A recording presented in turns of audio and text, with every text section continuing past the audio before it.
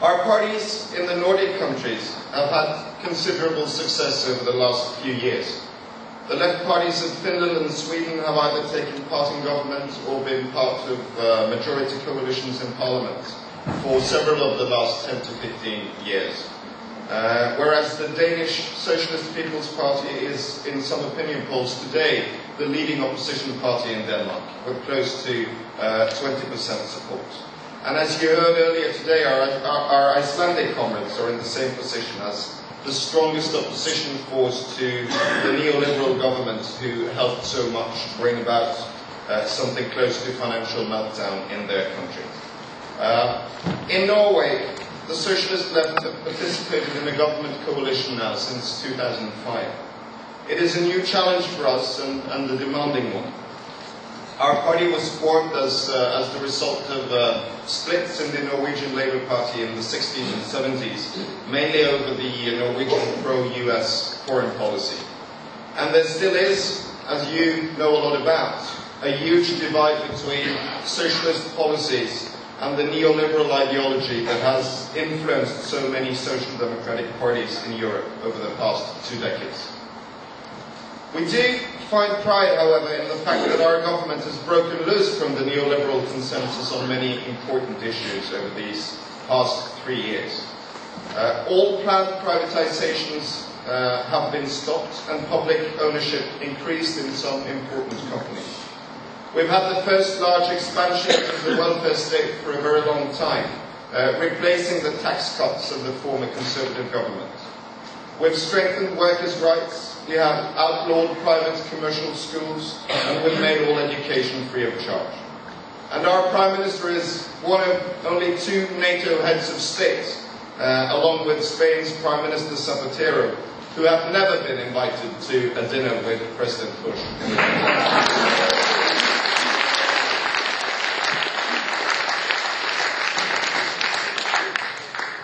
This is understandable since our government has pulled out Norwegian troops from Iraq and from the US Operation Enduring Freedom in Afghanistan, and also because they don't like our new relationship with the socialist government of Bolivia, which is intended to let the Bolivians draw on Norwegian experiences with national control of natural resources like oil and gas. Norway was also the only European country to recognize the Fatah-Hamas joint government of Palestine,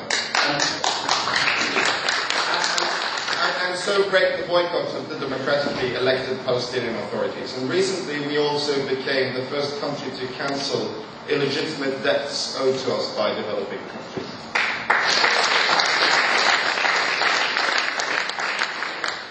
We live in times of great despair and difficult challenges, and times where the left has been weakened even though it's desperately needed. These are also times of new opportunities for the left, however. What's been happening the last 2 months is the ideological collapse of what's been mainstream economic thought throughout the neoliberal era that followed the ascendancy to power of Reagan and Thatcher. And when Audun Lysbakken says he doesn't understand the financial crisis and how it came about, it's first and foremost a declaration of ideological bankruptcy. The housing and credit bubbles that are now bursting around the world will have terrible effects on the lives of many working people. It is proof that the markets cannot regulate themselves and should not be left alone. Neoliberal capitalism has failed. It promised us more growth and increased stability. It delivered the opposite. In the decades after 1980, world growth has been lower than in the preceding period of more regulated economies. Financial instability is haunting us on an ever more regular basis. And on top of that, we have a crisis of distribution, where the flow of wealth to the most privileged parts of society has reached a grotesque level. And social inequality is larger in many countries than at any time since the 1920s. And this financial crisis is now pulling the attention away from the even more fundamental crisis of climate change. This week, just a few days ago, a new report from the International Energy Agency was released. And it warned that if the current level of greenhouse gas emissions is continued, we will have a rise in the global temperature of 6 degrees. To be able to fulfill the promise of avoiding a 2-degree rise in temperature, all emissions would have to be cut, the International Agency says. And it would have to be cut now. So, in this very, very dramatic situations, world leaders still seem unable to cope.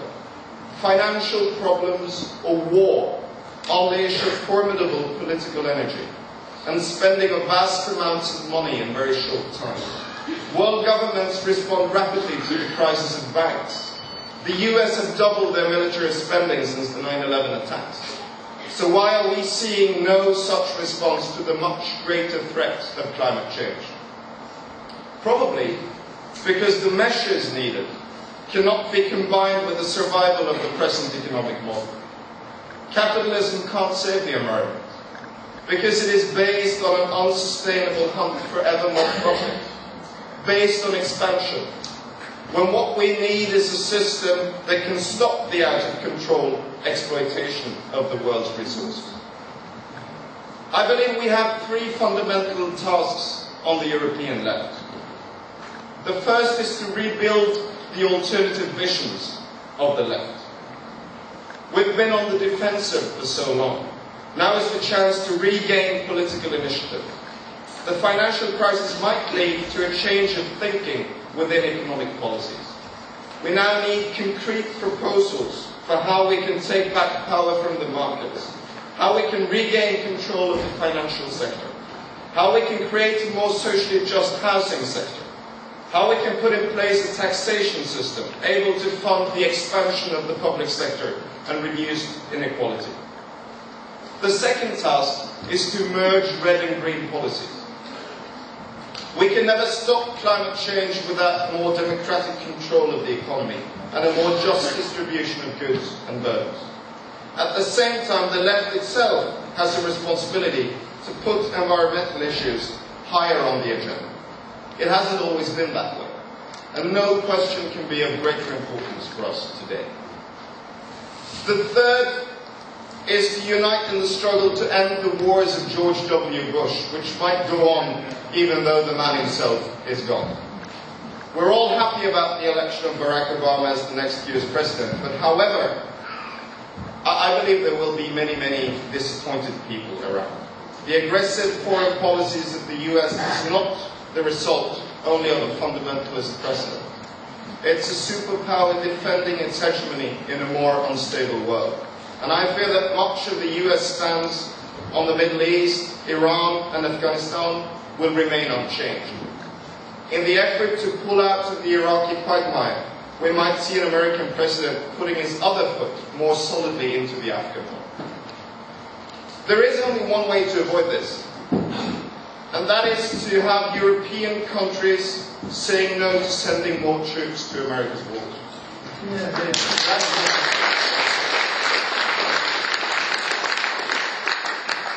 That's the most effective way to make sure the feelings of European public opinion is heard in Washington.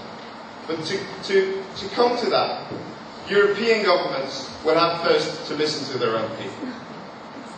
I wish you all the best in your important struggles, to strengthen the British left, to change the Labour Party, to defeat the Tories in the next elections, and to change Britain's role in the world from an ally of George Bush to a force for a more just, environmentally sustainable and peaceful world. In the Nordic left parties, we hope to continue the strengthening of our relations. We believe we have great challenges in common, but we should also be optimists. The left now needs optimism, and the world needs an optimistic left, able to not only analyse the problems of society and debate them, but also having the energy and ideas to do something about them. You seem to me a movement capable of doing that. All the best for your forthcoming struggles, and thanks very much for your attention.